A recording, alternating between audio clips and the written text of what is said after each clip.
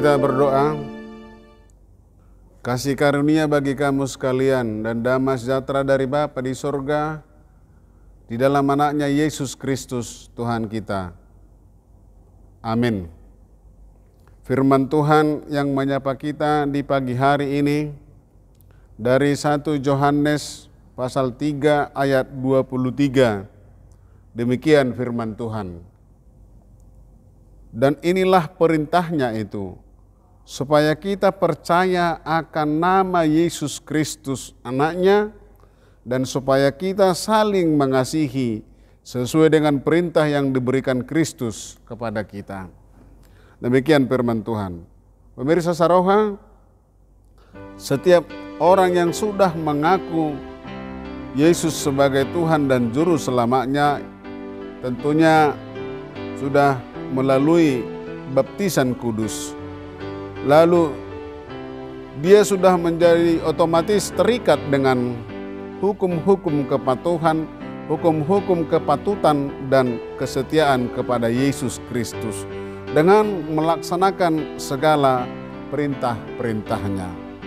Saudara-saudara yang kekasih dalam Yesus Kristus, dalam nats ini ada dua perintah langsung yang harus dikerjakan oleh siapa yang mengaku pengikut Yesus, dan tidak boleh ditawar-tawar akan dua hal perintah yang disampaikan oleh Tuhan Yesus. Perintah yang pertama ialah supaya kita percaya akan nama Yesus. Sebab tidak cukup hanya pengakuan percaya yang hanya keluar dari mulut atau yang hanya lip service.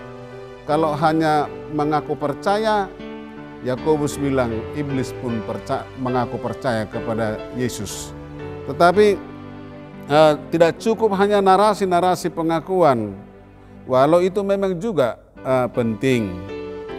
Percaya di dalam Allah Bapa, Anak, dan Roh Kudus yang mempengaruhi dan yang menggerakkan kehidupan setiap orang percaya kepadanya. Itulah pengakuan percaya itu, menggerakkan kehidupan, mempengaruhi kehidupan setiap pribadi lepas pribadi yang bertitik tolak di dalam Yesus Kristus. Kemudian percaya sebagai akibat dari pengakuan iman percaya kita akan nama Yesus dapat membuat kita dibenci atau tidak disukai orang. Lihat misalnya bagaimana posisi kita, di mana kita berada, mungkin secara luas bagaimana kita misalnya di tengah-tengah negara kesatuan Republik Indonesia ini. Ketika kita mengaku iman percaya kita misalnya, seringkali kita mendapat perlakuan diskriminatif. Kemudian yang kedua, apa perintah yang kedua dalam nats ini? Yaitu supaya kita saling mengasihi. Kalimat ini saudara-saudara sudah sering kita dengarkan. Banyak syair lagu yang menggambarkan, menyanyikan tentang mengasihi.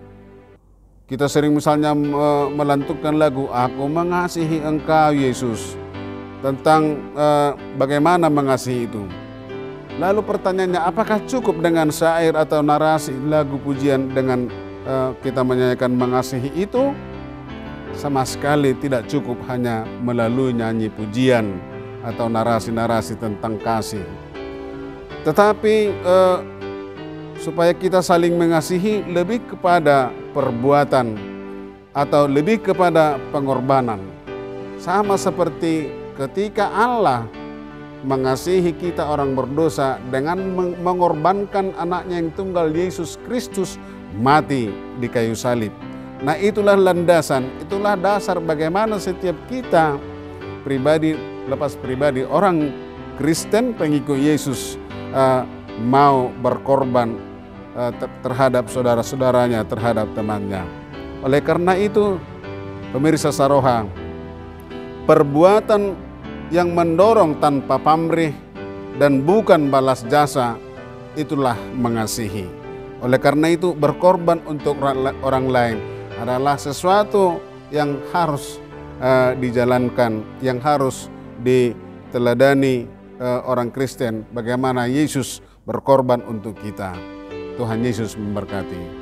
Amin.